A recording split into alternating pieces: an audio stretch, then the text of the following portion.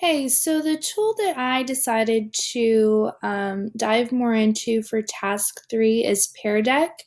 It is sort of an emerging mobile device tool that is really great for student engagement and feedback and all these other things. Essentially, it's a Google Slides extension that you can download into your Google Slides, and it has many different functions that I will talk about.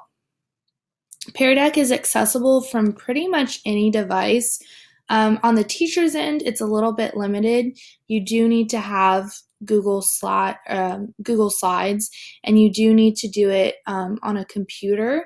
But on the student's end, students can join from pretty much any device. Their Chromebooks, laptops, PCs, Apple phones, iPhones, iPads, Android phones, like I said, pretty much anything.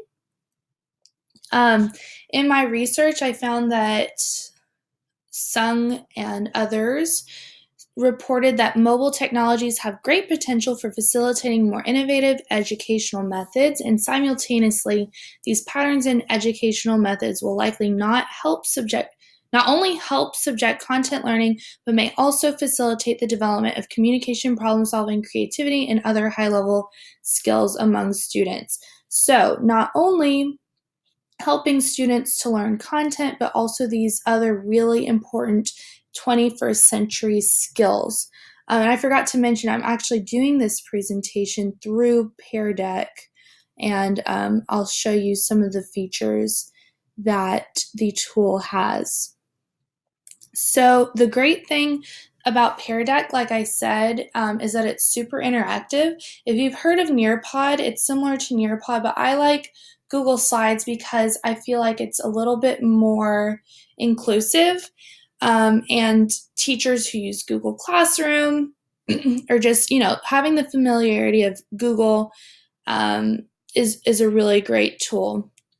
So for this first question, it's going to be a little bit difficult to see since I don't have any students. But this is a written response type of question. You can click show responses, and students' responses will pop up with what they've written. This is another written response question, or is a draw question that students could fill in. This is a drag and drop question, so they're given two different little icons down there, and they would drag it to where it is on the map. Just some other examples of questions. There's written response, draw, and there is the drag and drop, I think, that I have featured on here. This is another good question for critical thinking, having students think on both sides of a viewpoint of an issue. And then I added this one in: how might we come up with a solution that will make everyone, in this particular case, we're talking about immigration. So what would be a solution that would make everyone happy, and then working with partners? So mobile technologies can provide several advantages, such as portability, social interactivity, context sensitivity, connectivity, and individuality, which facilitates seamless social interactions. So I think some of the benefits with PearDeck here is that it allows students to be portable with their information. They can take this within the classroom and also outside of the classroom, and contribute in ways that they might not always have contributed to classroom discussions, and also show their creativity by allowing them to demonstrate their knowledge in multiple different types of ways, whether it be with writing or drawing, working with partners. Giving students those multiple options are really great. Some features that I didn't mention, it's also great for formative assessing.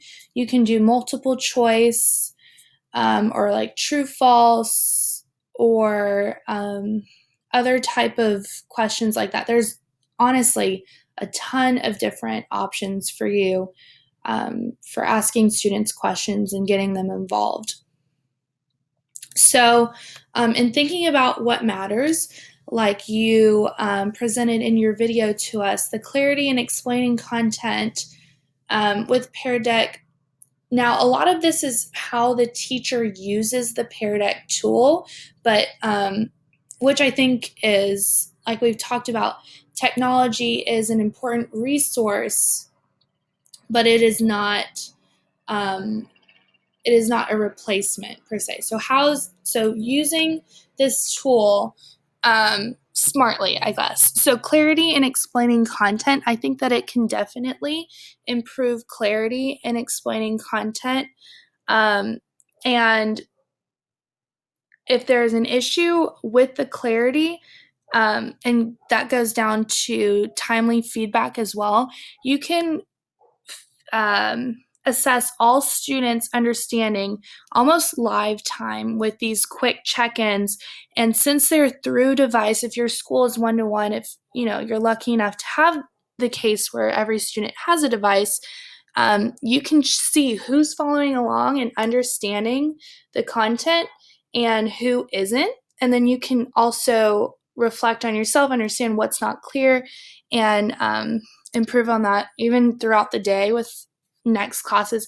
High academic challenge, there's different levels of questions you can ask your students. Like I said, you can give them multiple choice, you can give them free response questions, and you can even make it, there's critical thinking formats for questions through the PearDeck extension to help you ask those higher level thinking questions.